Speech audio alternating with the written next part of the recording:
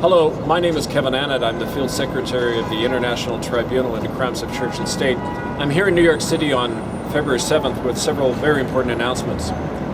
This last week, the United Nations released a toothless and unenforceable statement on the rape and torture of children by the Roman Catholic Church. It's done nothing to stop that enormous crime and has allowed it to continue. And so now it's up to the people of the world through their own common law courts to take direct action to stop the crimes of the Vatican. If the United Nations was serious about combating the organized rape and trafficking of children that's allowed and encouraged to do so by Catholic canon law, it would treat the Vatican as the criminal organization that it is by revoking the diplomatic status of the Vatican at the UN and barring its representation on UN committees. It would encourage all nations to nullify their tax exemptions to the Catholic Church and revoke the financial concord acts that unlawfully funnel billions of dollars of taxpayers' money into the Vatican Bank. And it would declare the Vatican Incorporated to be a transnational criminal organization under the UN Convention by that name. And it would bring civil court action to jail all known child raping priests and the high church officials who protect them. But the truth is the United Nations has done none of that.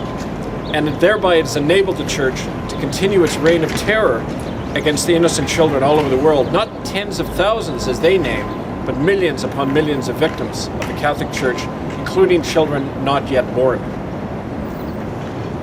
The United Nations' refusal to take action against the crimes of the Catholic Church is unexplainable and unconscionable, especially in the light last Monday of a revelation that the criminal conspiracy to aid child trafficking has actually been broadened by the Vatican and was during the year 2010 through the collusion of Queen Elizabeth and the Church of England. And that conspiracy actually implicates the present Pope Francis as well. Last Monday, our organization revealed that on September 16th, 2010, the Vatican and the Crown of England, through their chief officers, entered into a formal criminal conspiracy to traffic children and aid and abet child rapists all over the world. That conspiracy occurred between Queen Elizabeth and former Pope Benedict, Joseph Ratzinger, at Holyrood Castle in Edinburgh, where as a condition of the merger of the Church of England and the Church of Rome, the Queen agreed to place all Anglicans under this notorious Catholic canon law known as Crimen Solicitanus.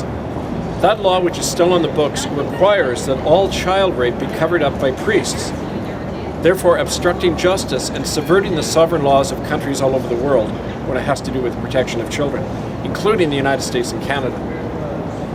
The present Pope Francis, Jorge Bergoglio, has not only concealed this conspiracy, but recently has been named by a former insider in the Argentine government as actually having organized the trafficking of children in Argentina during the Dirty War in the 1970s. So last Tuesday, on the basis of these facts, our International Tribunal into Crimes of Church and State petitioned the Common Law Court of Justice in Brussels to begin formal proceedings against Jorge Bergoglio, Pope Francis, to charge him with aiding and abetting human trafficking, inciting treason and crime, and subverting the law of nations through his policies and practices in the Church. Now, the opening hearings of that case against Jorge Bergoglio will begin no later than Monday, March 31st, 2014, after which a public summons will be issued against Pope Francis. The International Common Law Court is also being asked to name as defendants in this case the corporations of the City of London and the Crown of England, as well as the Vatican and the Jesuit Order. These corporations and their officers will be named as accessories to an ongoing crime against the children of the world enunciated in these policies. Well, now let me take a moment to discuss the second part of my announcement today, and why I'm saying this in front of the Canadian Consulate. Because this last week, I was informed by a British Member of Parliament in London that the Crown of England's Privy Council office in London is considering issuing an order to the Canadian Governor-General and Prime Minister's office to have me arrested and prosecuted for what they call sedition.